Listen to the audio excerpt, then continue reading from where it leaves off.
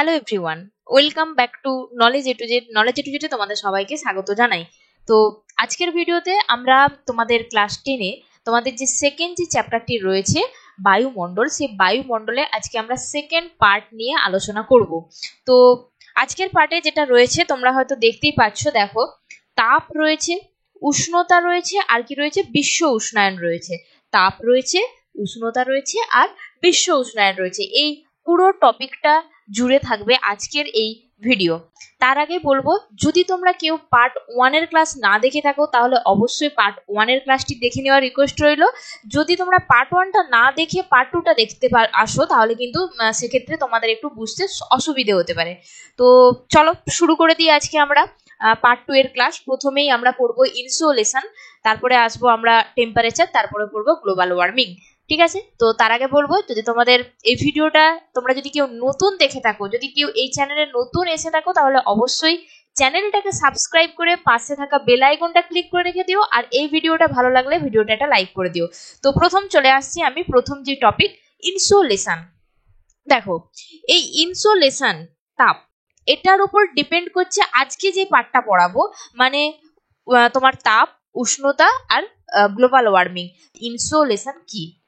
Insolation হচ্ছে সূর্য থেকে আগত রশ্মি, যেটা ক্ষুদ্র তরঙ্গরূপে ভূপৃষ্ঠে আসছে, ভূপৃষ্ঠকে উত্তপ্ত করছে, তারপরে বায়ুমণ্ডলকে উত্তপ্ত করছে। এটা হচ্ছে ইনসোলেশন, এটা হচ্ছে ইনসোলেশন। কিন্তু সূর্য থেকে যে রশ্মি আসছে না, সূর্য থেকে যত তাপমাত্রা আসছে, সেটা কি সমস্তটাই আমাদের ভূপৃষ্ঠে আসে? একেবারেই না। সূর্য থেকে যদি আমরা সূর্যের একটা তাপ ধরে নিই 200 কোটি ভাগ, ঠিক আছে, সেই 200 কোটি ভাগের মাত্র এক ভাগ আমাদের ভূপৃষ্ঠে আসে। এটাই হচ্ছে ইনসোলেশন, এটা হচ্ছে ইনসোলেশন। তাই ইনসোলেশন, দেখো চিত্রটা যদি আমি আঁকি তোমরা বুঝতে পারবে। চিত্রটা হলো আঁকি আমি,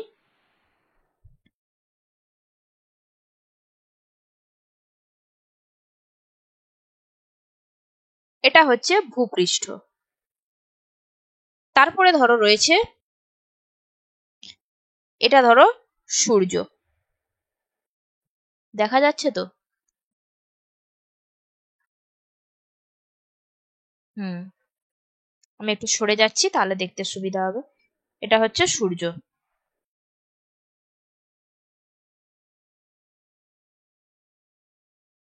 সূর্য থেকে কত আসছে?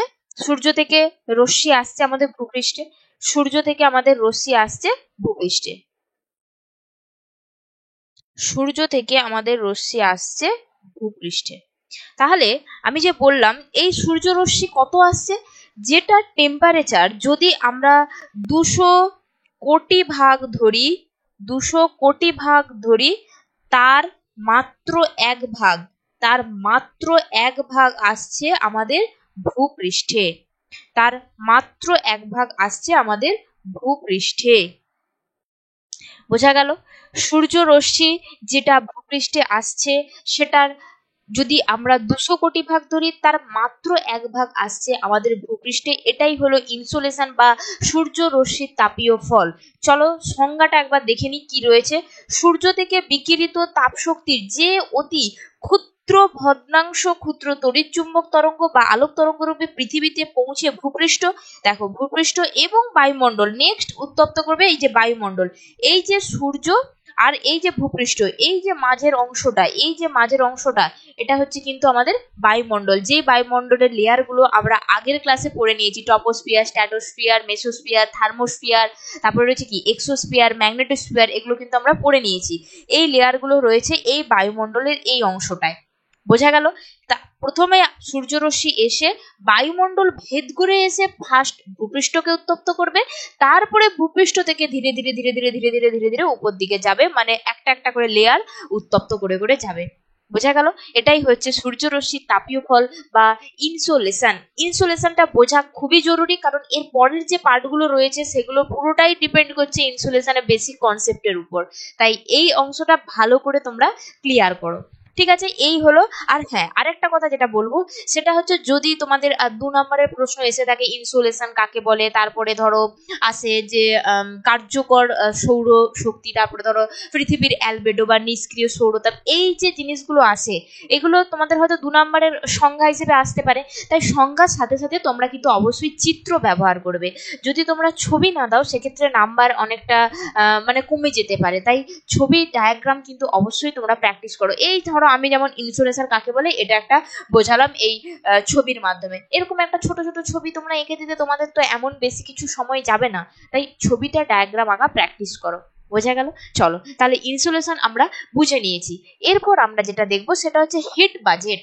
এরপর যেটা আমরা দেখবো সেটা হচ্ছে হিট বাজেট, মানে তাপ বাজেট বা উত্তাপের সমতা, পৃথিবীর উত্তাপের সমতা। এটা আবার কি? এটা হচ্ছে আমরা যে এক্ষুনি আমরা যে করলাম যে এটা ভূপৃষ্ঠ, এটা আমাদের ভূপৃষ্ঠ, আমাদের সূর্য রশ্মি, আমাদের সূর্য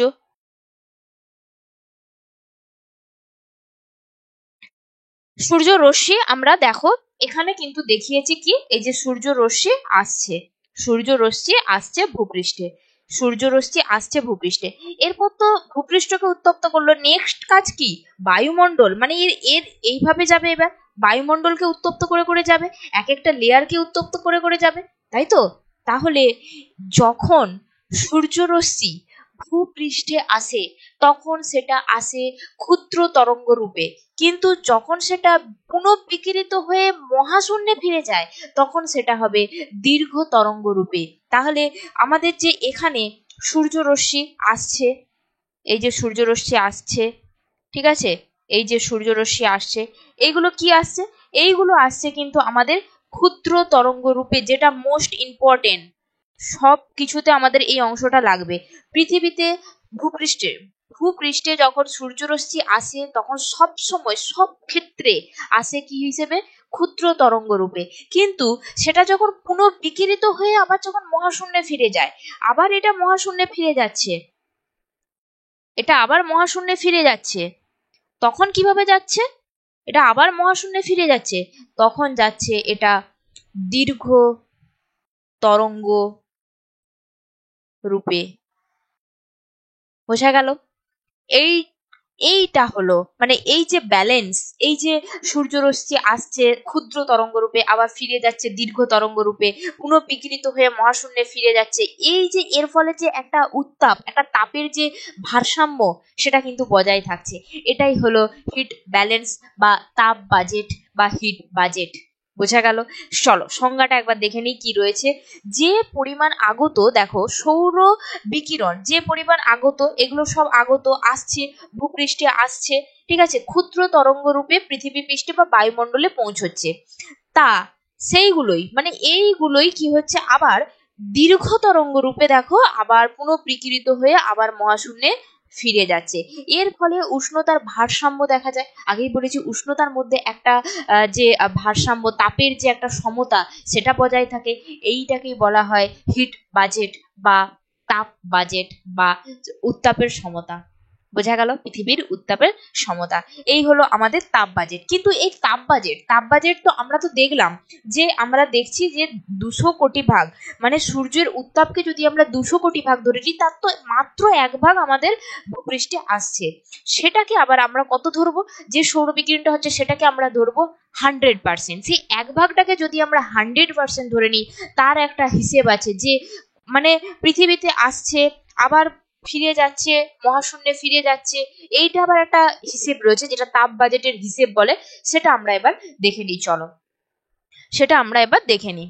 আমি এখানে নোট ডাউন করে দিচ্ছি হিসেব বলে, তোমরা লিখতে পারো যে তাপ বাজেটের হিসেব, মানে এটা একটা ক্যালকুলেশন রয়েছে আর কি। কি ক্যালকুলেশন রয়েছে? খুব সহজ, খুব সহজ, একটা একটা করে স্টেপ বলবো, একটা একটা করে বুঝবে, ঠিক আছে? এখন তোমাদেরকে আমি বলবো, তোমরা যদি কেউ খাতা পেনে লিখে থাকো ওটা একটু পরে লিখে নিও, এখন আমার কথাগুলো তোমরা শুনো। ফার্স্ট দেখো, প্রথম আমরা কি দেখেছি? ইনসোলেশনে কি দেখেছি? 200 কোটি ভাগ, তার 1 ভাগ আমাদের ভূপৃষ্ঠে আসছে। তাহলে এটাই আমি লিখে নেব যে ইনসোলেশনে কি হচ্ছে। আমি যদি এটা লিখে নিই, ইনসোলেশন ইনসোলেশনে কি দেখলাম, যেটা কিনা 200 কোটি ভাগের 1 ভাগ, 200 কোটি ভাগের 1 ভাগ আমাদের ভূপৃষ্ঠে আসছে। এটাকে আবার যে সূর্য থেকে আগত সৌর বিকিরণ, সূর্য থেকে আগত সৌর বিকিরণ, যেটাকে আমরা ধরবো কত পার্সেন্ট, 100%। এই 1 ভাগ, এই যে 1 ভাগ আসছে, এটাকে যদি আমরা সৌর বিকিরণ মানে সূর্য থেকে যে রশ্মি আসছে সেটাকে আমরা ধরে নিলাম 100%। কারণ শতকরা ধরে হিসাব করতে আমাদের সব বরাবরেরই সবারই সুবিধা হয়, সেই জন্য সকলে এটা শতকরা ধরেই হিসেব করে, তো সবাই করে। তো চলো, তো 100% আসছে আমাদের সূর্য থেকে আগত সৌর বিকিরণ। এর আবার একটা ভাগ রয়েছে, যেটা কিনা একটা হচ্ছে কার্যকর সৌর বিকিরণ, আরেকটা হচ্ছে পৃথিবীর অ্যালবেডো বা নিষ্ক্রিয় সৌরতাপ। এই কার্যকর সৌর বিকিরণ যেটা যেটা আসছে, যেটা ভূপৃষ্ঠে আসছে, সেটা হচ্ছে কত পার্সেন্ট বলতো? এইটার 66% আসছে কার্যকর সৌর বিকিরণ, ঠিক আছে। আর যদি ধরি 34%, 66% তো, আর 34% হচ্ছে পৃথিবীর অ্যালবেডো, যেটা আবার কিনা মহাশূন্যে বা মহাকাশে ফিরে যায়, ঠিক আছে, পৃথিবীর অ্যালবেডো।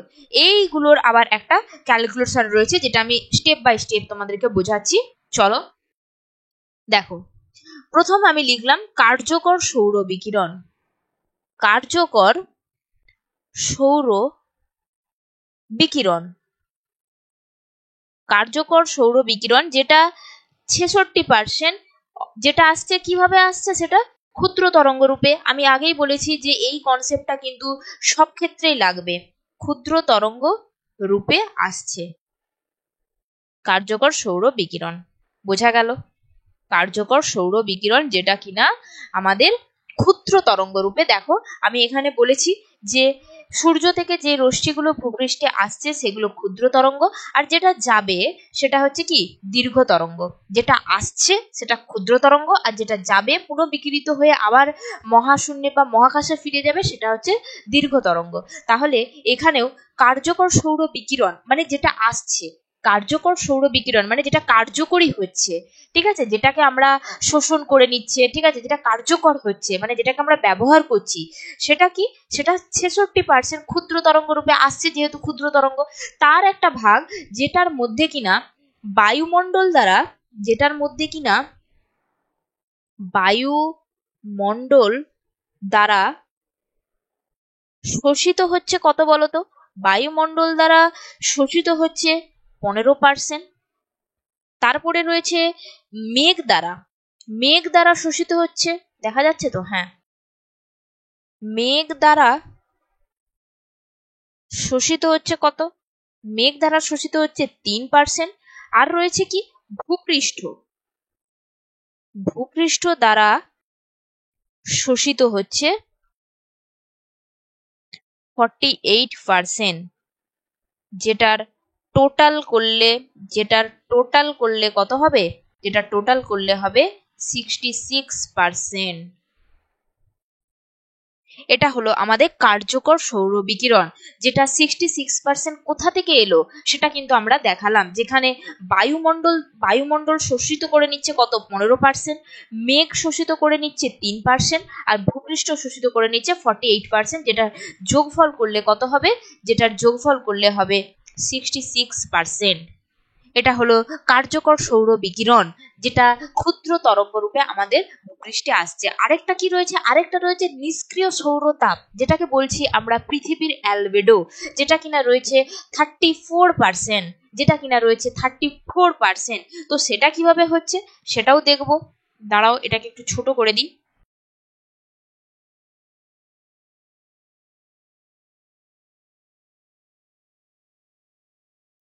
আরেকটা কি রয়েছে? নিষ্ক্রিয় সৌরতাপ, নিষ্ক্রিয় সৌরতাপ, বা তোমরা লিখতে পারো পৃথিবীর অ্যালবেডো, আমি আর লিখছি না ওটা। যেটা রয়েছে 34%, সেটা দীর্ঘ তরঙ্গ রূপে পুনঃবিকিরিত হচ্ছে। যেটা পুনঃবিকিরিত হয় সেটা দীর্ঘ তরঙ্গ। দীর্ঘ তরঙ্গ রূপে পুনর্বিকৃত হচ্ছে। ঠিক আছে, দীর্ঘ তরঙ্গ রূপে পুনর্বিকৃত হচ্ছে।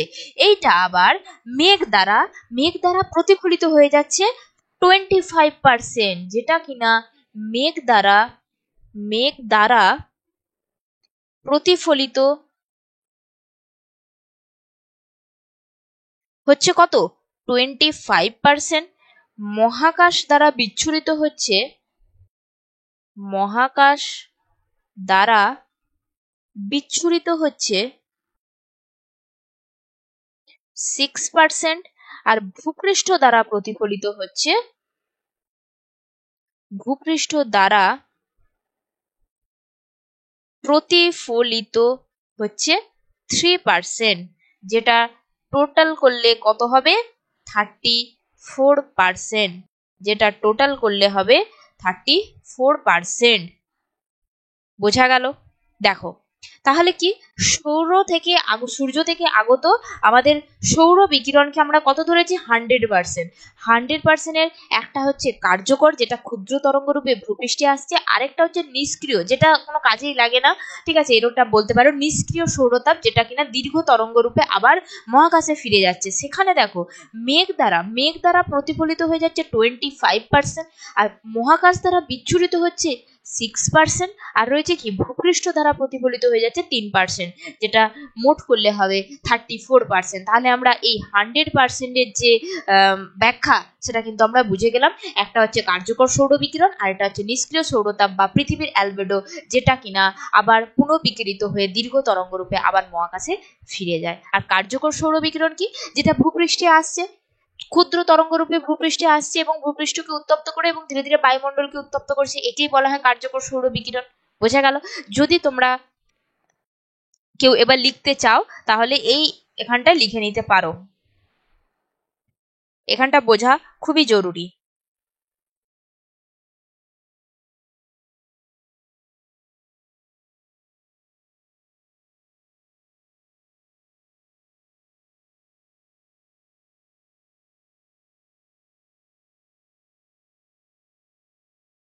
সাইডটাতেই থাক, নিচটাই ধরলে ভালো হতো। সবাই কিন্তু এটাকে সাইডে লিখবে না, ঠিক আছে? এই অংশটাকে তোমরা কেউ সাইডে লিখবে না, এটা নিচে লিখবে, তাহলে তোমাদের এটা বুঝতে সুবিধা হবে। বোঝা গেল? চলো, আর যেটা রয়েছে, আরেকটা রয়েছে, সেটা হচ্ছে পার্থিব বিকিরণ। আরেকটা রয়েছে যেটা পার্থিব বিকিরণ, যেটা দীর্ঘ তরঙ্গ রূপে মহাকাশে ফিরে যাচ্ছে, কিন্তু সেটা রাত্রিবেলা। কিন্তু সেটা হচ্ছে, ঘটনাটা ঘটছে কখন? রাত্রিবেলায়। সেটাকে বলছে পার্থিব বিকিরণ। সেটা কত পার্সেন্ট আমি একবার লিখে নিই, সেটা হচ্ছে 48%। আরেকটা রয়েছে কি? পার্থিব বিকিরণ। পার্থিব বিকিরণ এটা ভূপৃষ্ঠ থেকে, এটা হচ্ছে দীর্ঘ তরঙ্গ রূপে, আমি আর লিখছি না, তোমরা লিখে নাও। দীর্ঘ তরঙ্গ রূপে ভূপৃষ্ঠ থেকে রাত্রে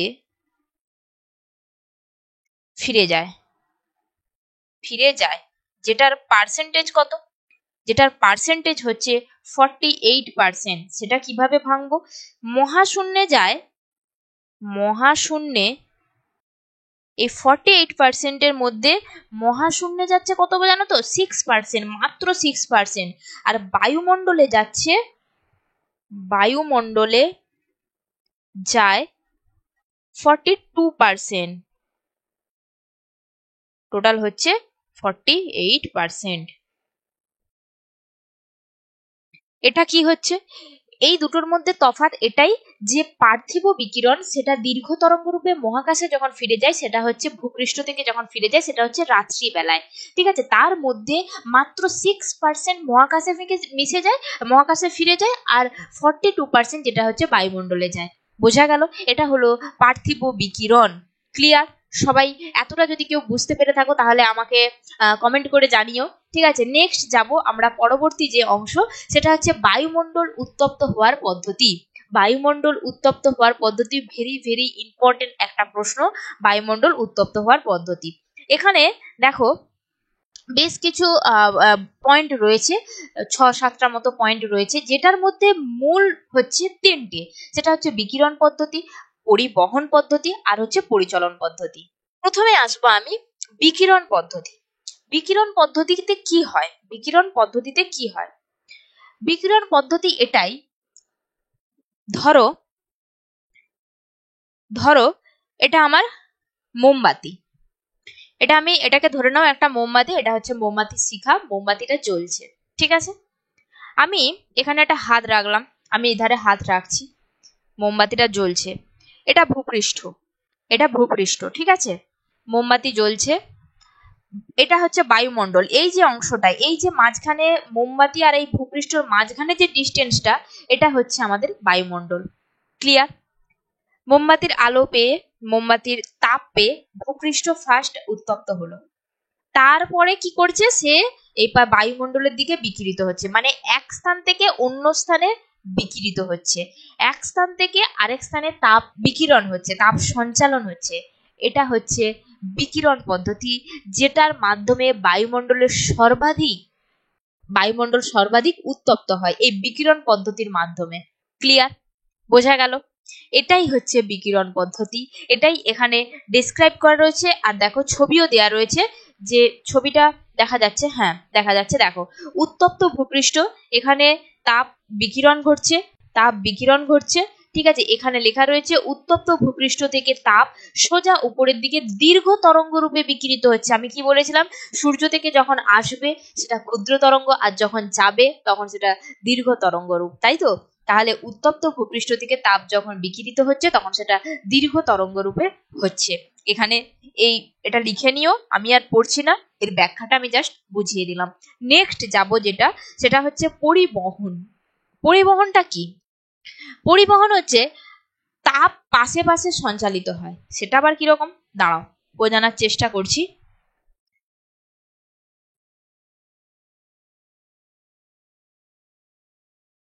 চলো, ধরো এটা আমার মোমবাতি জ্বলছে, ঠিক আছে, এটা আমার মোমবাতি জ্বলছে, এটা একটা প্লেট, ঠিক আছে, এটা একটা প্লেট, ধরে নাও এটা একটা লোহার প্লেট, ঠিক আছে। এখানে মোমবাতি জ্বলছে, এটা আমি লোহার প্লেটটাকে ধরলাম, ঠিক আছে, লোহার প্লেট ফার্স্ট এই অংশটা, মানে যেখান থেকে তাপটা যাচ্ছে সোজা এই অংশটা কিন্তু উত্তপ্ত হবে। তারপরে তাপ কিভাবে হবে? তারপরে তাপ এই ধারে, মানে এই অংশে, তারপরে এই অংশের দিকে সঞ্চালিত হবে, ঠিক আছে।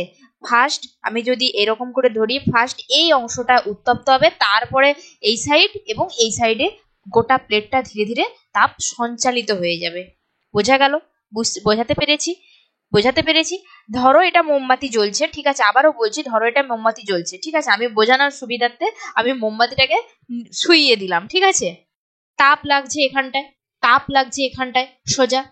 এবারে তাপ ধীরে ধীরে এই ধারে সঞ্চালিত হবে, আবার এই পাশের দিকে সঞ্চালিত হবে, এইভাবেই কিন্তু থাকবে, তাপ ধীরে ধীরে এই পাশে সঞ্চালিত হবে, তারপরে এই সাইডের দিকে সঞ্চালিত হবে।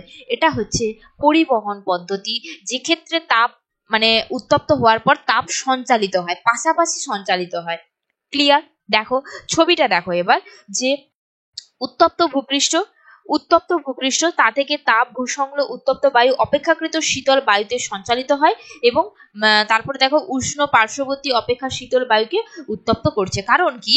দেখো যখন মোমবাতির আলোটা এই অংশটা লাগছে, এই অংশটা কিন্তু উষ্ণ, এই সাইডটা কিন্তু ঠান্ডাই থাকে, ঠিক আছে। আমরা যদি এই রকম করে যদি প্লেটটাকে ধরে থাকি, এরকম করে সাপোজ ধরো ধরে রয়েছি, ঠিক আছে, এরকম করে ধরে রয়েছি, এখান থেকে তাপটা লাগছে, দাঁড়াও,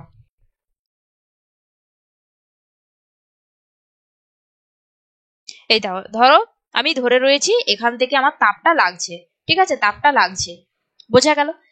আমি এখানে ধরে রয়েছি এই সাইডে, যখন এই সাইডটা গরম হয়ে যাবে, তাপ যখন আস্তে আস্তে আস্তে আস্তে এই দিকের দিকে চলে আসবে, যখন তাপ এই সাইডের দিকে চলে আসবে, তখন আমি আর প্লেটটা ধরে থাকতে পারবো না, তো প্লেটটাকে তো ছেড়ে দেবো, তাই তো?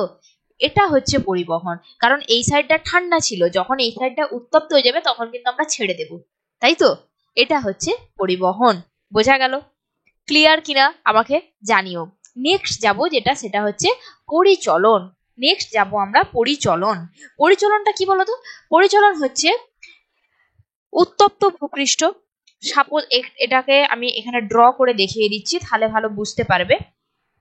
ধরো এটা উত্তপ্ত ভূপৃষ্ঠ, ঠিক আছে, এটা এ স্তর, এটা বি স্তর, এটা সি স্তর, মানে বায়ুমণ্ডলে এক একটা লেয়ার ধরে নাও, ঠিক আছে। ফার্স্ট তাপ উপর দিকে যাচ্ছে, তাপ উপর দিকে যাচ্ছে, এগুলো এটা কি, এই অংশটা ফার্স্ট উত্তপ্ত হবে, তারপরে তাপ সঞ্চালিত হবে, কিন্তু এইটা তো ঠান্ডা রয়েছে, এই অংশটা তো ঠান্ডা রয়েছে। এরপরে কি হচ্ছে, উষ্ণ বায়ু কিন্তু আবারও উপরটায় যাচ্ছে, উপরটায় গিয়ে আবার উপরটাকে কিন্তু গরম করছে, উপরটায় যাচ্ছে, উপরটায় গিয়ে আবার কি করছে, তাকে গরম করছে, গরম করে আবার তাপ সঞ্চালিত করছে, আবার নেক্সট ধরো সি স্তরে যাচ্ছে, সি স্তরে গিয়ে আবার সি স্তরকে উত্তপ্ত করছে, আবার ধরো ডি স্তরে যাচ্ছে, এইভাবে। মানে দেখো না ছবিটা দেখো, উষ্ণ বায়ু যাচ্ছে, উষ্ণ বায়ু যাচ্ছে, আবার শীতল বায়ু, এপাশ দিয়ে তো ঠান্ডা হচ্ছে, শীতল বায়ু নামছে, আবার সেই একই ড্র, মানে একটার পর একটা, মানে এখানটা উত্তপ্ত হলো, এখানটা তো উত্তপ্ত হতে পারছে না, কারণ এখানটা তো শীতল, এখানটা উত্তপ্ত হলো, আবার ধরো নেক্সটটা যাবে। এইভাবে যখন উষ্ণ বায়ু ধীরে ধীরে শীতল স্থানকে উত্তপ্ত করে তোলে, সেটা হচ্ছে পরিচলন, সেটাই হচ্ছে পরিচলন। বোঝা গেল? ক্লিয়ার? নেক্সট চলো, নেক্সট রয়েছে অ্যাডভেকশন। অ্যাডভেকশনটা কি? ধরো এটা ভূপৃষ্ঠ, এটা ভূপৃষ্ঠ, এর পাশাপাশি মানে অনুভূমিক ভাবে যে তাপ সঞ্চালন হয়, সেটা হচ্ছে অ্যাডভেকশন। মানে তাপ, এই ভূপৃষ্ঠ তো এখানটা উত্তপ্ত হলো, তারপরে এই জায়গাটা উত্তপ্ত হবে, তারপরে এই জায়গাটা উত্তপ্ত হবে, তাই তো? এই জায়গাটা যখন এইভাবে তাপ সঞ্চালিত হয়ে যাবে দুই সাইডে, সেটা হচ্ছে অ্যাডভেকশন। তারপরে কি রয়েছে, প্রত্যক্ষ সৌরতাপ শোষণ। এটা কি, এখানে ধরো জলীয় বাষ্প রয়েছে, ধূলিকণা, কার্বন ডাইঅক্সাইড, এই সমস্ত সৌরশক্তিকে সরাসরি শোষণ করে এবং বায়ুমণ্ডলকে উত্তপ্ত করে, এটা একটা পদ্ধতি।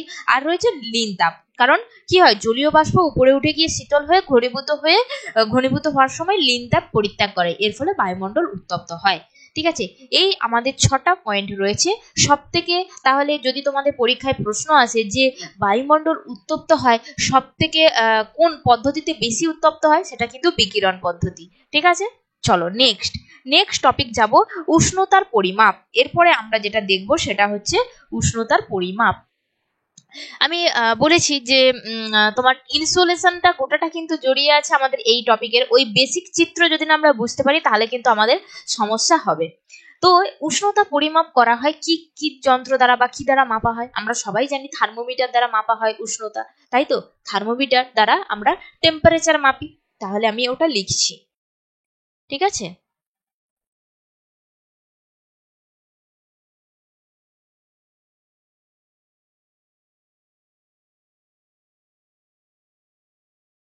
থার্মোমিটার দ্বারা আমরা টেম্পারেচার মাপি বা উষ্ণতা মাপি।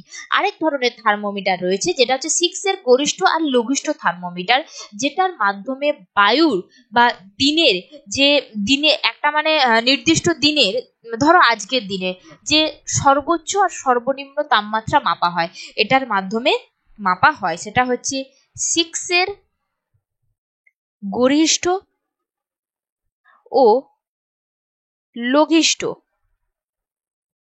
থার্মোমিটার।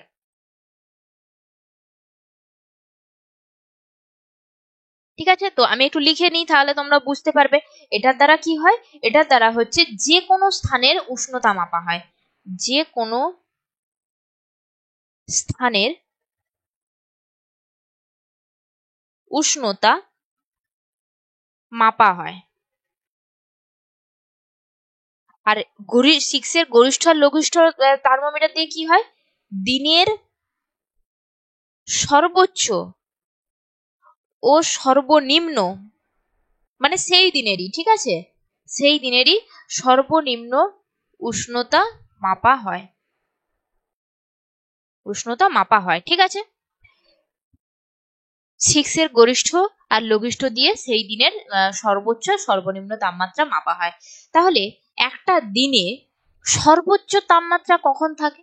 একটা ধরো আজকে, যে কোনো দিন, আজকে কেন, যে কোনো দিনের একটা টাইম থাকে, যে টাইমে তাপমাত্রা সব থেকে বেশি হয়, সেটা হচ্ছে দুপুর 2 PM, মানে দুটোর সময় যেটা সর্বোচ্চ থাকে, সেটা হচ্ছে দুপুর 2 PM, যেটা হচ্ছে দুপুর 2 PM।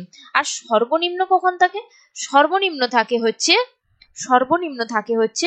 ভোর 4 AM, মানে ভোরবেলা 4টের সময় সব থেকে কম তাপমাত্রা থাকে, আর দিনের বেলা দুপুর 2টোর সময় সব থেকে বেশি তাপমাত্রা থাকে। বোঝা গেল? এতটা কি সবার কাছে ক্লিয়ার?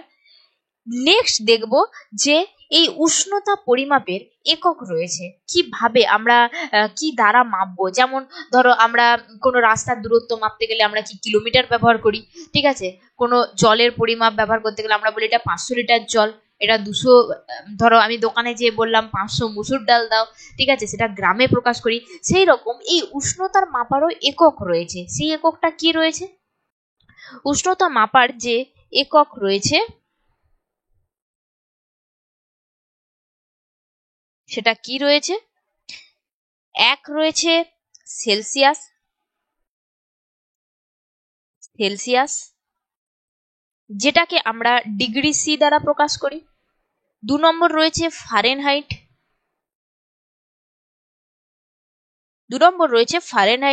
যেটাকে আমরা ডিগ্রি এফ দ্বারা প্রকাশ করি।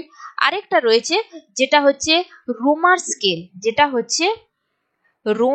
স্কেল, এটাকে আমরা ডিগ্রি আর দ্বারা প্রকাশ করি। কিন্তু এখানে একটা ব্যাপার রয়েছে, সেটা হচ্ছে সারা বিশ্ব জুড়ে যদি আমরা দেখি তাহলে দেখব এই দুটো মানে সেলসিয়াস আর ফারেনহাইট, এই দুটোর ব্যবহার সব থেকে বেশি। বোঝা গেল? সবাই কি এতটা পর্যন্ত বুঝতে পেরেছি? নেক্সট দেখবো সেটা হচ্ছে গড় উষ্ণতা নির্ণয়ের পদ্ধতি। আমরা কিছু উষ্ণতা নির্ণয় দেখব, যেখানে গড় পদ্ধতি মানে কিভাবে আমরা পরিমাপ করি সেটা দেখব, ঠিক আছে। আচ্ছা, আমরা এখানে দেখে নিয়েছি, এই অংশটা আমরা দেখে নিয়েছি 6 এর গরিষ্ঠ আর লঘিষ্ঠ তাপমাত্রা, গরিষ্ঠ লঘিষ্ঠ থার্মোমিটার দিয়ে দিনের সর্বোচ্চ আর সর্বনিম্ন উষ্ণতা মাপা হয়ে থাকে। এই অংশটা আমরা জানি। তাহলে আমরা যদি বলি যে দৈনিক গড় উষ্ণতা, কোনো একটা দিনের দৈনিক গড় উষ্ণতা কিভাবে বের করব, তাহলে এক নম্বর পদ্ধতি হচ্ছে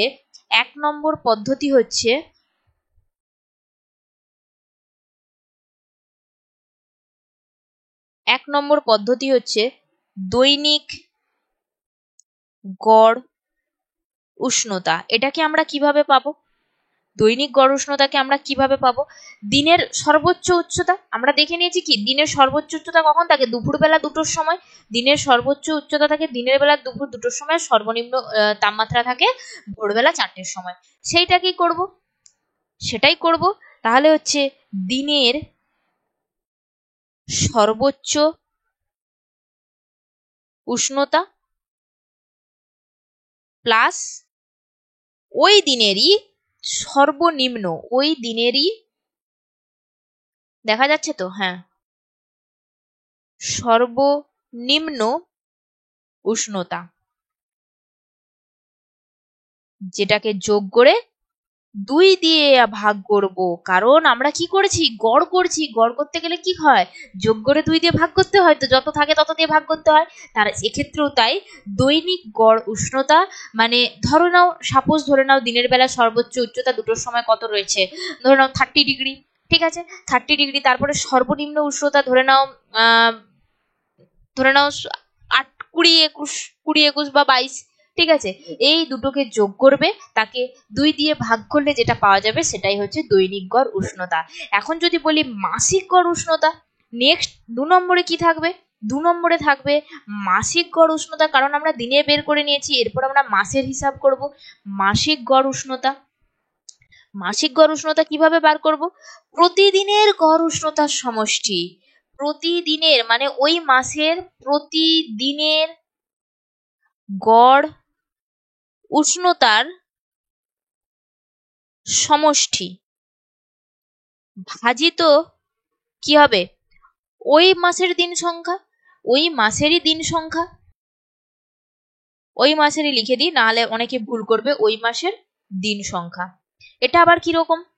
ধরো আমি নিলাম জানুয়ারি মাস, ঠিক আছে। জানুয়ারি মাসে আমরা মাসিক গড় উষ্ণতা বের করব। জানুয়ারি মাসে ধরো যে প্রতিদিনের গড় উষ্ণতার একটা সমষ্টি, মানে প্রতিদিন আমি হিসাব রাখছি, তার একটা গড় উষ্ণতা অ্যাভারেজ ধরে নেওয়া হবে, সেই গড় উষ্ণতার সমষ্টি বের করা হবে। সেটাকে ওই মাসের দিন সংখ্যা, মানে জানুয়ারি মাসে কটা দিন রয়েছে, 31 দিন রয়েছে, সেই 31 দিয়ে ভাগ করলে যেই অ্যান্সারটা পাওয়া যাবে সেটা হচ্ছে মাসিক গড় উষ্ণতা। বোঝা গেল? ধরে নাও আমি ফেব্রুয়ারি মাস নিলাম, ঠিক আছে, সাপোজ ধরো ফেব্রুয়ারি মাস নিলাম, সেটা লিপ ইয়ার নয়, 28 দিন যেটা সেটা নিলাম। সেক্ষেত্রে কি হচ্ছে, ফেব্রুয়ারি মাসের আমরা প্রতিদিনের গড় সমষ্টি করব, গোটি দিনের তাপমাত্রা গড় সমষ্টি ডিভাইডেড বাই 28, কারণ ফেব্রুয়ারি মাসে 28 দিন রয়েছে, মাসের দিন সংখ্যা মানে যত দিন রয়েছে, যদি সেটা 30 থাকে 30, 28 থাকে 28, যদি 31 হয় 31। বোঝা গেল? ক্লিয়ার? নেক্সট যেটা রয়েছে 3 নম্বর, আমরা দৈনিক দিনের করে নিয়েছি, মানে পার ডে করে নিয়েছি, মাসে করে নিয়েছি, এরপর কি করব, বছরে করব, কারণ একটাই তো রয়েছে। আর কি রয়েছে, বার্ষিক গড় উষ্ণতা। এটা আমরা কিভাবে বের করব, এটাও খুব সহজ। 12 মাসে গড় উষ্ণতার সমষ্টি আমরা প্রতিদিন করেছি, প্রতিদিনের এক মাস যখন আমরা বের করেছি তখন সেটা কি করেছি, প্রতিদিনের গড় উষ্ণতার সমষ্টি বের করেছি। যখন আমরা বার্ষিক করব, মানে 12 মাসের একটা যে বার্ষিক মানে কি, বছরে, এক বছরের হিসেব বের করব, তখন কি করব, এক বছর সমান কটা, 12 মাস, তাহলে 12 মাসে গড় উষ্ণতার সমষ্টি। বোঝা গেল? Divided by 12। তাহলে এখানে হবে, আচ্ছা সংখ্যায় লিখে দিই, 12 মাসের গড় উষ্ণতার, দেখা যাচ্ছে তো, হ্যাঁ, উষ্ণতার সমষ্টি ডিভাইডেড বাই 12। বোঝা গেল? বোঝা গেল? সবাই এই স্টেপগুলো বুঝতে পারছো তো? এই স্টেপগুলো সবাই বুঝতে পারছো তো? বার্ষিক গড় উষ্ণতা আমাদের বেরিয়ে গেল। আর একটা পদ্ধতি রয়েছে, সেটা হচ্ছে উষ্ণতার প্রসর। মানে প্রসর মানে কি, এতক্ষণ ধরে তো আমরা গড় বের করে গেলাম, সারাদিনের টেম্পারেচার বা মাসিক টেম্পারেচার বা বার্ষিক টেম্পারেচারের গড় বের করে গেলাম। আরেকটা যেটা রয়েছে সেটা হচ্ছে তোমার হচ্ছে উষ্ণতার প্রসর, মানে পার্থক্য কত, একটা সর্বোচ্চ তাপমাত্রা আর সর্বনিম্ন তাপমাত্রা তো একটা মানে একটা মধ্যে একটা ফেরাক রয়েছে, সেটা কত। আরেকটা পদ্ধতি, 4 নম্বর পদ্ধতি, যেটা হচ্ছে উষ্ণতার প্রসর। উষ্ণতার প্রসর সেটা কি, সেটা হচ্ছে সর্বোচ্চ সর্বোচ্চ উষ্ণতা,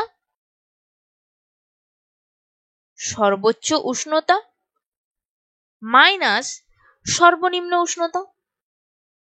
প্রসর মানে কি, পার্থক্য তো, তার মানে ওই দিনের, যদি আমরা এর আবার একটা ভাগ রয়েছে উষ্ণতার প্রসরে, সেম টু সেম ভাগ, এইভাবে বের করতে হবে দৈনিক, তারপরে বের করব মাসিক, তারপরে বের করব বার্ষিক।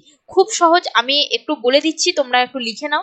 দৈনিক কিভাবে বের করবে, সেই দিনের সর্বোচ্চ তাপমাত্রা মাইনাস সেই দিনেরই সর্বনিম্ন তাপমাত্রা।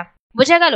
তাহলে দৈনিকটা কিভাবে বের করবে, চলো লিখেই দিই, না হলে অনেকে বুঝতে পারবে না। দৈনিক উষ্ণতার প্রসর, মানে সারাদিনের, মানে এক এক দিনের দৈনিক উষ্ণতার প্রসর কিভাবে বের করব, তাহলে হচ্ছে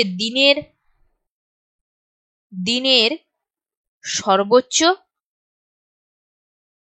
সর্বোচ্চ উষ্ণতা পাবো, তারপরে কি করব, বিয়োগ করব সেই দিনেরই, ওই উক্ত দিনেরই, ওই দিনের সর্বনিম্ন তাপমাত্রা, সর্বনিম্ন উষ্ণতা। এইভাবে পেয়ে গেলাম আমরা দৈনিক উষ্ণতার প্রসর। এরপর মাসিক উষ্ণতার প্রসর। মাসিক উষ্ণতার প্রসর হচ্ছে কোনো এক মাসের মাসিক উষ্ণতার প্রসর কিভাবে পাবো, মাসিক উষ্ণতার প্রসর আমি আর লিখছি না, কোনো এক মাসের, ধরে নাও আমি লিখলাম কোনো এক মাসের সর্বোচ্চ উষ্ণতা, আর হচ্ছে সেই মাসেরই সর্বনিম্ন উষ্ণতা, সর্বনিম্ন উষ্ণতা। সাপোজ ধরো আমি নিলাম যে জানুয়ারি মাস, ঠিক আছে, সাপোজ ধরো জানুয়ারি মাসে কি হয়, ঠান্ডা, প্রচন্ড ঠান্ডা, সেখানে সেই মাসের, মানে সেই মাসের সর্বোচ্চ তাপমাত্রা ধরে নাও আছে কত, 15, আর সেই মাসেরই সর্বনিম্ন তাপমাত্রা কত, ধরে নাও 12-13। এটা হচ্ছে মাসিক উষ্ণতার প্রসর, মানে পার্থক্য, মানে ডিফারেন্স কতটা, সর্বোচ্চ আর সর্বনিম্নের মধ্যে ডিফারেন্স কতটা। বোঝা গেল? একইভাবে বের করব কি, বার্ষিক উষ্ণতার প্রসর। বার্ষিক উষ্ণতার প্রসর এখানে কি, সর্বোচ্চ সর্বোচ্চ মাসের উষ্ণতা মাইনাস সর্বনিম্ন মাসের উষ্ণতা। দেখা যাচ্ছে না? দেখা যাচ্ছে না। আচ্ছা ঠিক আছে, আমি সরে যাচ্ছি। সর্বনিম্ন মাসের উষ্ণতা, যেমন ধরো সর্বোচ্চ উষ্ণতা কোথায় কখন থাকে? সাপোজ ধরো জুন মাস কি জুলাই মাস কি মে মাস, হ্যাঁ মে মাসে, ধরো মে মাসে সর্বোচ্চ উচ্চতা থাকে, ধরে নাও 40 ডিগ্রি সেলসিয়াস। ধরে নাও 40 ডিগ্রি সেলসিয়াস সেই মাসে। কোন মাসে? এটা মে মাসে। ঠিক আছে, মে মাসে 40 ডিগ্রি সি। আর সর্বনিম্ন তাপমাত্রা কোন মাসে থাকে? জানুয়ারি মাসে। জানুয়ারি মাসে কত ধরে নাও 13 ডিগ্রি সি। এই যে এইটার মধ্যে যে পার্থক্য, এই যে 40 থেকে 13 বাদ দিলে যেটা হয় কত থাকছে? 27। হ্যাঁ, এই 27 হচ্ছে বার্ষিক উষ্ণতার প্রসর। বোঝা গেল? এই হলো আমাদের উষ্ণতার পরিমাপের পদ্ধতি। ক্লিয়ার? এতটা পর্যন্ত সবাই কি বুঝতে পেরেছো? নেক্সট যেটা যাব সেটা হচ্ছে আমাদের কি রয়েছে, বায়ুমণ্ডলে উষ্ণতার তারতম্যের কারণসমূহ। এরপর আমরা দেখব। তো বায়ুমণ্ডলে উষ্ণতার তারতম্য মানে উষ্ণতার মধ্যে যে কেন বাড়ছে, কেন কমছে, কি হচ্ছে না হচ্ছে, এই যে তারতম্য, তার কারণ, প্রথম কারণ যেটা রয়েছে অক্ষাংশ। অক্ষাংশর ক্ষেত্রে কি হয়, সূর্য যদি নিরক্ষরেখার উপর লম্বভাবে কিরণ দেয়, আমরা জানি সূর্য নিরক্ষরেখার উপর লম্বভাবে কিরণ দেয়, সে কারণে ওখানে টেম্পারেচার বা ওখানে উষ্ণতা বেশি থাকে। তারপরে ধরো তির্যক ভাবে এই যে অক্ষাংশের মান বৃদ্ধি পেলে উষ্ণতা কমতে থাকে। যখন তুমি একটা টর্চ লাইট জ্বালছো, ধরো একটা টর্চ লাইট জ্বাললো, ধরো এটা তোমার টর্চ লাইট, ঠিক আছে, এটা তোমার টর্চ লাইট, টর্চ লাইটের আলোটা এইভাবে বেরোয়, তুমি যখন টয়লেটে টিপলে এইভাবে বেরোয়। এইখানটায় যতটা না বেশি আলো, এই সাইডে আলো তো কমতে থাকে, এই সাইডে আলো কমে যায়, দুটো সাইডে আলো কমে যায়, তাই তো? এই অক্ষাংশ ভেদে উষ্ণতার তারতম্য হয়। আমি একটা ছবি এঁকে দিই, তাহলে তোমরা বুঝতে পারবে। চলো, সাপোজ ধরো এটা তোমাদের পৃথিবী, এটা হচ্ছে নিরক্ষরেখা, এটা হচ্ছে নিরক্ষরেখা।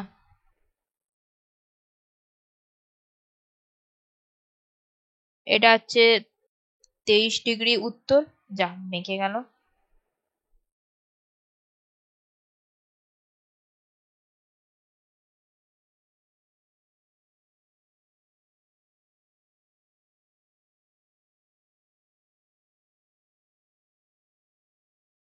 দেখো,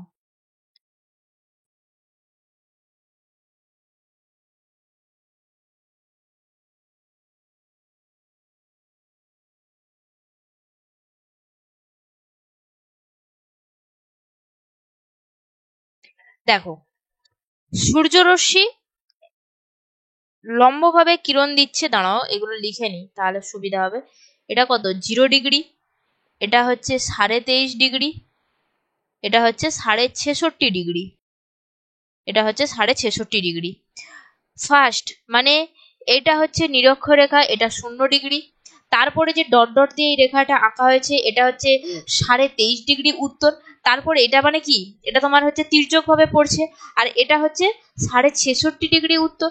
সেম ভাবে এদিকেও হবে, দক্ষিণ দিকেও হবে, দক্ষিণ দিকে হবে 23.5 ডিগ্রি তোমার দক্ষিণ, আর 66.5 ডিগ্রি দক্ষিণ। আমি জাস্ট ওপরটা এঁকে বোঝাচ্ছি এখন। তো এখানে সূর্যরশ্মি পড়ছে, এখানে সোজাভাবে লম্বভাবে পড়ছে। এটা কিভাবে পড়ছে? এটা হচ্ছে লম্বভাবে পড়ছে, লম্বভাবে, সে কারণে এখানে বেশি হচ্ছে। তারপরেরটা দেখো, এই অংশটা দেখো হালকা তির্যক হয়ে গেছে, এই অংশটা দেখো হালকা তির্যক হয়ে গেছে, হালকা বেঁকে গেছে। আবার এই অংশটায় যেখানে সুমেরু বৃত্ত, সেখানে কিন্তু পুরোপুরি তির্যক হয়ে গেছে, সেখানে কিন্তু পুরোপুরি তির্যক হয়ে গেছে, মানে অতি তির্যক। এটা হচ্ছে তির্যক, এটা হচ্ছে অতি তির্যক। উপরেরটা হচ্ছে অতি তির্যক, আর মাঝেরটা হচ্ছে, এটা হচ্ছে তির্যক। তাহলে দেখো, প্রথমে যখন নিরক্ষরেখার উপর পড়লো সেটা লম্বভাবে পড়লো, সেখানে বেশি। অক্ষাংশ ভেদে 23.5 ডিগ্রিতে যখন পড়ছে তখন দেখো তির্যক ভাবে পড়ছে, আর অতি তির্যক ভাবে যখন পড়ছে তখন কিন্তু তোমার তাপমাত্রা উষ্ণতা কিন্তু কমে যাচ্ছে বা হ্রাস পাচ্ছে। বোঝা গেল? 2 নম্বরে রয়েছে উচ্চতা। আমরা তো জানি যে যত উচ্চতা বৃদ্ধি পায় তত উষ্ণতা হ্রাস পায়। ট্রপোস্ফিয়ারের ক্ষেত্রে আমরা দেখেছি যে উচ্চতা বৃদ্ধিতে প্রায় 1000 কিলোমিটারে 6.4 ডিগ্রি সেলসিয়াস তোমার হচ্ছে যে কি বলে কমতে থাকে, হ্রাস পেতে থাকে উষ্ণতা। সেইভাবেই যখন যত আমরা উপরের দিকে যাব তত কিন্তু উষ্ণতা হ্রাস পাবে। এক্ষেত্রে একটা ব্যতিক্রমও রয়েছে, যে আমরা দেখলাম কি যে উচ্চতা বৃদ্ধিতে উষ্ণতা হ্রাস পায়, কিন্তু ধরো এমন কিছু জায়গা রয়েছে যেখানে ধরো মালভূমি, পর্বত পর্বত এই সমস্ত রয়েছে।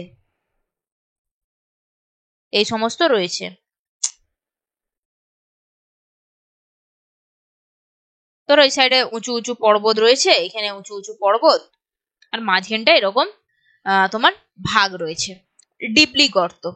তাহলে এই জায়গায় কি হবে, এখানে তো তোমার উষ্ণতা রয়েছে, এখানেও একটা টেম্পারেচার রয়েছে, এখানেও একটা টেম্পারেচার রয়েছে। এক্ষেত্রে কি হয়, এইখানে যে শীতল ভারী বায়ু রয়েছে, সে এই পর্বতের ঢাল বেয়ে এই অংশে নেমে আসে, সেটাকে বলি আমরা ক্যাটাবেটিক বায়ু।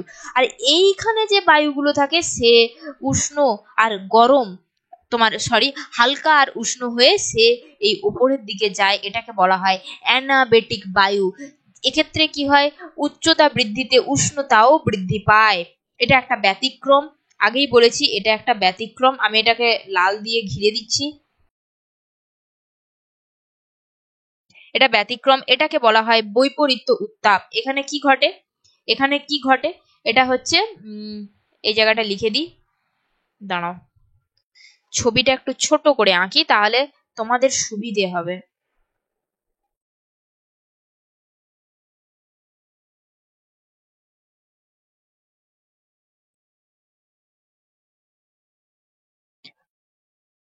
কি হয়,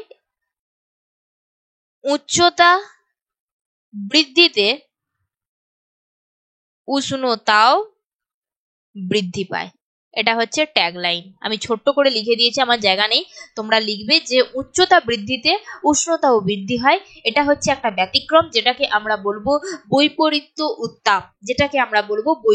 উত্তাপ। কিন্তু সাধারণত আমরা দেখেছি উচ্চতা বৃদ্ধিতে উষ্ণতা হ্রাস পায়, ঠিক আছে। এইভাবে যত এক একটা লেয়ারে যাবে তত উচ্চতা বৃদ্ধিতে উষ্ণতা কমতে থাকে, কি যেখানে কিনা প্রতি 1000 কিলোমিটারে দেখো 6.4 হারে কিন্তু তাপমাত্রা হ্রাস পায়। কিন্তু উচ্চতা বৃদ্ধিতে মানে আরো যত উঁচুতে যাবে উচ্চতা বৃদ্ধিতে উষ্ণতাও বাড়তে থাকে। যেমন ধরো এই যে পর্বতের এটা বললাম, ঠিক আছে। এখানে কি হয়, এইখানে শীতল বায়ু এই যে পর্বতের গা বেয়ে নিচে নেমে আসছে, এটাকে বলছে ক্যাটাবেটিক বায়ু। ক্যাটাবেটিক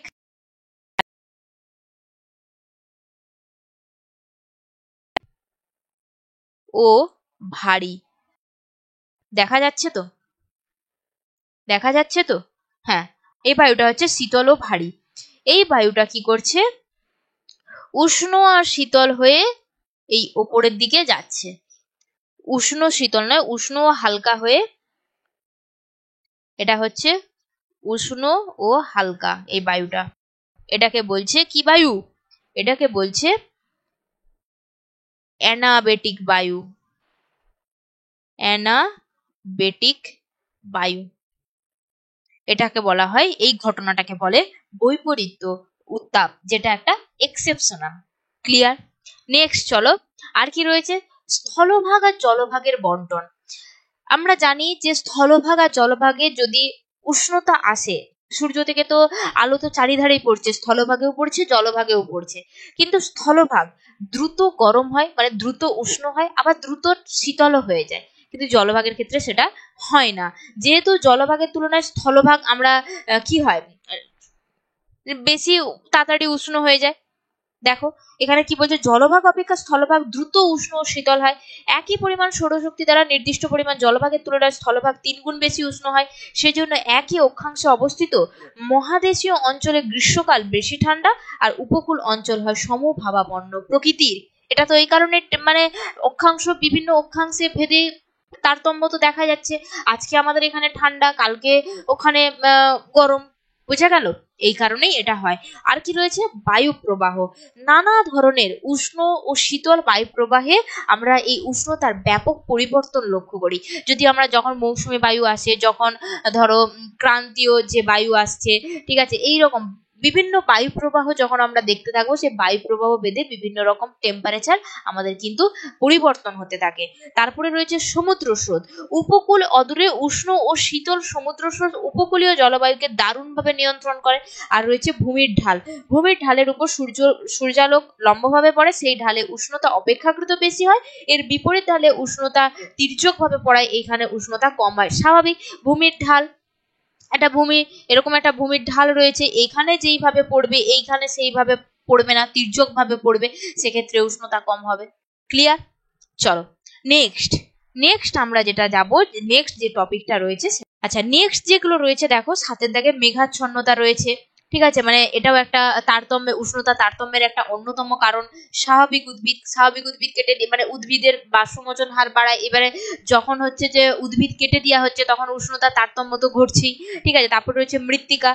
যেমন ধরো ল্যাটেরাইট মৃত্তিকা, তোমার পলি মাটি ল্যাটেরাইটের থেকে বেশি তোমার করে, তা সেই তাপ গ্রহণ করে, সেই বিকিরণ ক্ষমতা বিভিন্ন হয় বিভিন্ন মাটির ক্ষেত্রে। আর কি রয়েছে? নগরায়ন আর শিল্পায়ন। ঠিক আছে, তো এইগুলো হচ্ছে আমাদের বায়ুমণ্ডলে উষ্ণতা তারতম্যের অন্যতম বেশ কিছু কারণ। সেটা হচ্ছে তাপমণ্ডল। এখানে তিনটে মণ্ডল রয়েছে: উষ্ণমণ্ডল, নাতিশীতোষ্ণ মণ্ডল আর হচ্ছে হিমমণ্ডল। উষ্ণমণ্ডল, নাতিশীতোষ্ণ মণ্ডল আর রয়েছে কি? হিমমণ্ডল। এখানে আমরা একটা ড্র করে নিই, একটা ছবির মাধ্যমে এটা আমরা বুঝে নেব। চলো।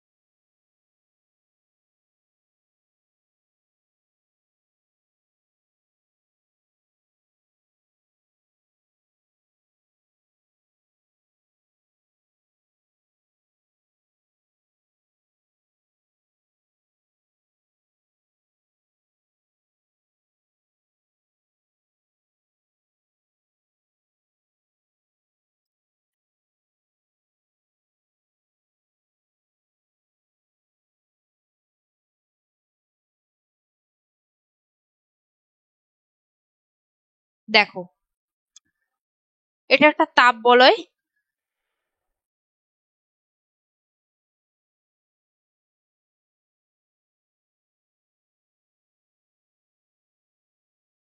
এটা আমাদের সূর্য। ঠিক আছে, এটা তো নিরক্ষরেখা। এটা হচ্ছে নিরক্ষরেখা। আমরা জানি এই রেখাটা হচ্ছে নিরক্ষরেখা। এই রেখাটা হচ্ছে নিরক্ষরেখা, যেটা কিনা 0 ডিগ্রি, যেটার মান কত? 0 ডিগ্রি। 0 ডিগ্রি।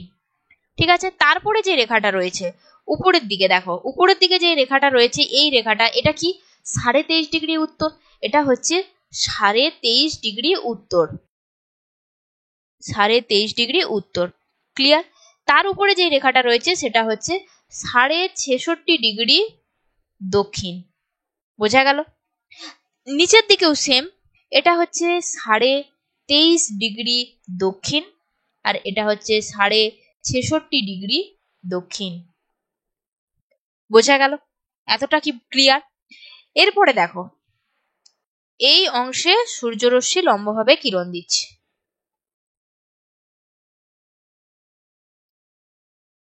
ঠিক আছে, নিরক্ষরেখার উপর লম্বভাবে কিরণ দিচ্ছে, সেই কারণে এখানে আহ সূর্যরশ্মি লম্বভাবে কিরণ দিলে কি হবে? এটা উষ্ণমণ্ডল, উষ্ণতা বেশি। ঠিক আছে, এই অংশে উষ্ণতা বেশি, সেই জন্য এটা হচ্ছে উষ্ণমণ্ডল। এটা হচ্ছে উষ্ণমণ্ডল। ঠিক আছে, এই অংশটা হচ্ছে উষ্ণমণ্ডল।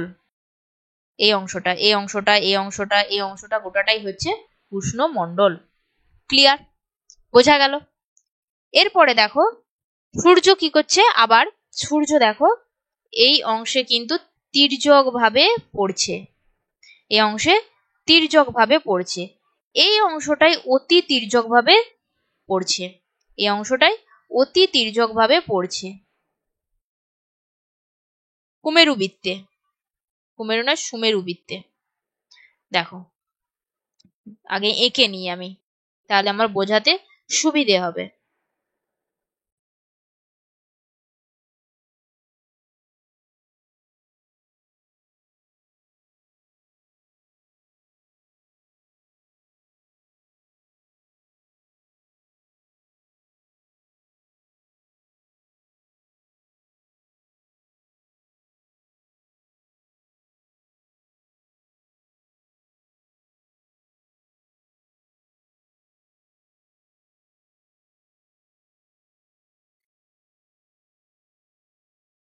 দেখো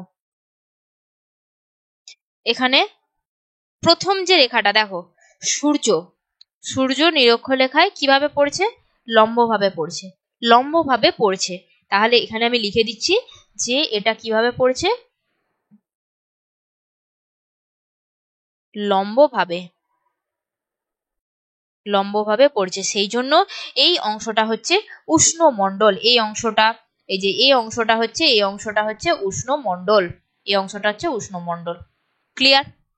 এরপরে দেখো সূর্য এই অংশটি যখন পড়ছে তখন সেটা তির্যক হয়ে গেছে, তির্যক ভাবে, তির্যক ভাবে পড়ছে, তির্যক ভাবে পড়ছে। এখানটা কি হবে তাহলে, এখানটায় হবে কিনা তোমার নাতিশীতোষ্ণ মণ্ডল, নাতিশীতোষ্ণ মণ্ডল, কারণ খুব গরমও নয় খুব ঠান্ডাও নয়, এটা হচ্ছে নাতিশীতোষ্ণ মণ্ডল। সেম এইটাও তাই, এখানেও হচ্ছে তির্যক ভাবে পড়ছে, এখানেও তির্যক ভাবে পড়েছে, এটাও হবে নাতিশীতোষ্ণ মণ্ডল, এটাও হচ্ছে নাতিশীতোষ্ণ মণ্ডল। এরপরে দেখো এই যে রেখাটা, এই যে সুমেরু বৃত্তে পড়েছে তির্যক ভাবে, আবার কুমেরু বৃত্তেও পড়েছে তির্যক ভাবে, ঠিক আছে, এটা তো সুমেরু বৃত্ত, এই এই অংশটা হচ্ছে তোমার সুমেরু বৃত্ত, এটা হচ্ছে সুমেরু 90 ডিগ্রি, আর এটা হচ্ছে কুমেরু, এটাও 90 ডিগ্রি, এটাও হচ্ছে কুমেরু।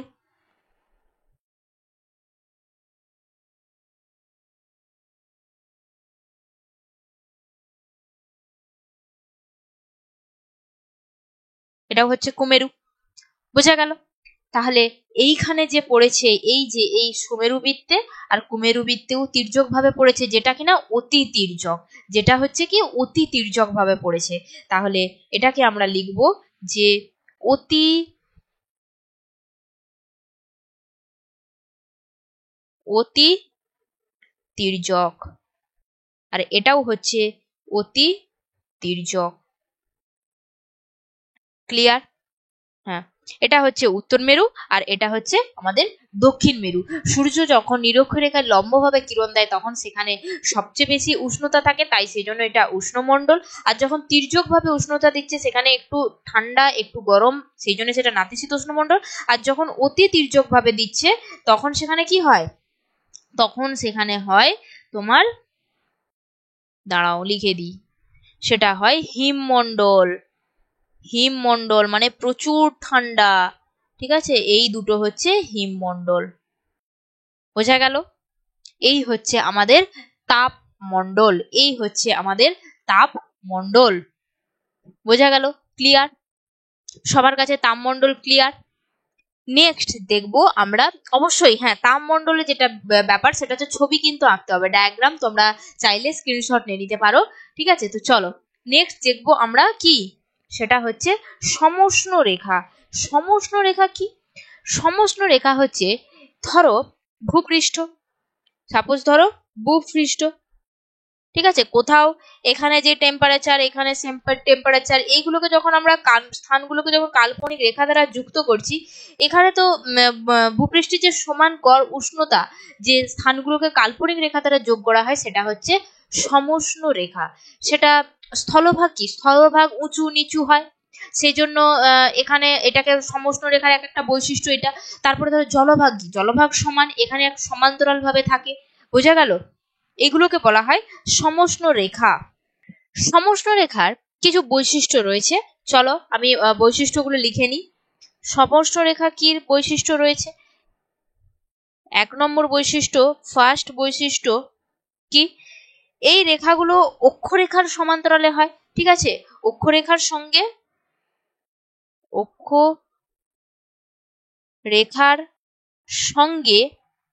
সমান্তরালভাবে অবস্থান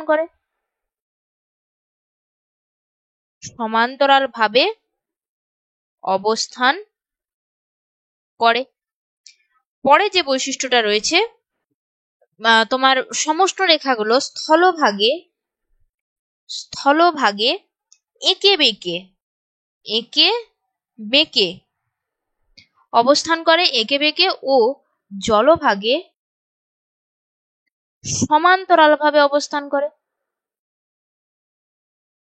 সমান্তরালভাবে থাকে। অবস্থান দেখা যাচ্ছে না মনে হয়, না দেখা যাচ্ছে না, অবস্থান করে। আরে কি, এই রেখাগুলো নিরক্ষ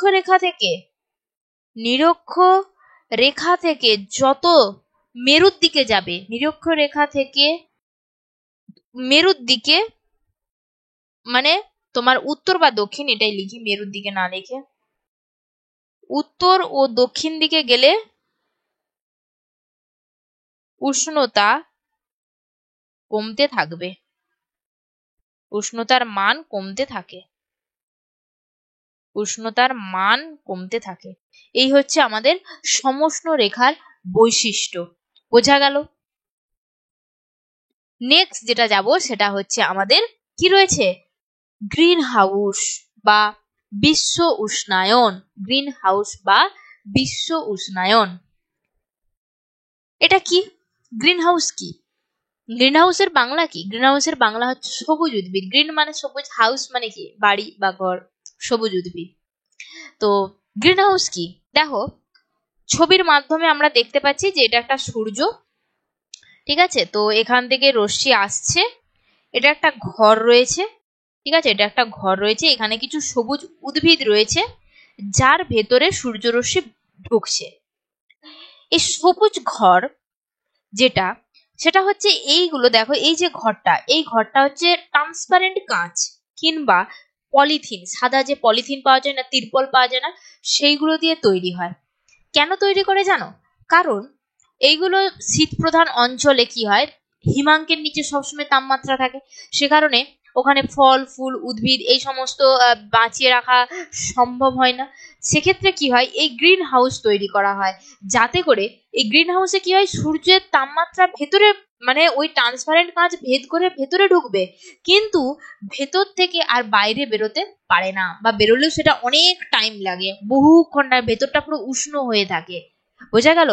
এটাই হচ্ছে গ্রিন হাউস, আর পৃথিবী একটা কিন্তু অন্যতম একটা গ্রিন হাউস। ঠিক আছে, পৃথিবীতেও তাপমাত্রা আসে, এখানেও অনেক সবুজ উদ্ভিদ রয়েছে যেখানে আমরা ফুল ফল গাছ এ সমস্ত রাখি।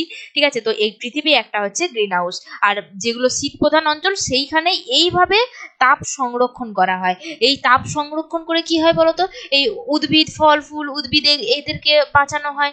সেখানে তো তাপমাত্রা সবসময় উষ্ণতা থাকে না, সেখানে তো হিমাঙ্কের নিচে তাপমাত্রা। এটাকেই বলা হচ্ছে সবুজ ঘর বা সবুজ উদ্ভিদ। কারণ কি, দূর থেকে যদি আমরা এই ঘরটাকে দেখি তাহলে কি হয়, সবুজ রঙের দেখতে লাগে।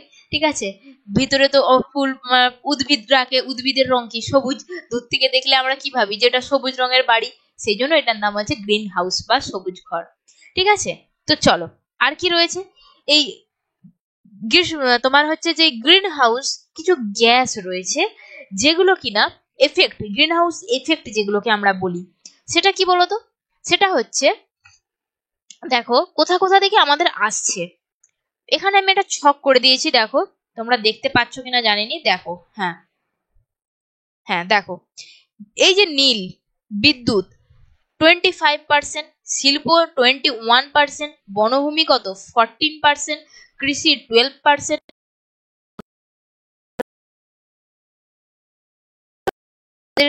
যে গ্রিন হাউস গ্যাসগুলো রয়েছে, সেই গ্রিন হাউস গ্যাসগুলোর উৎপত্তি ঘটে, মানে উৎস।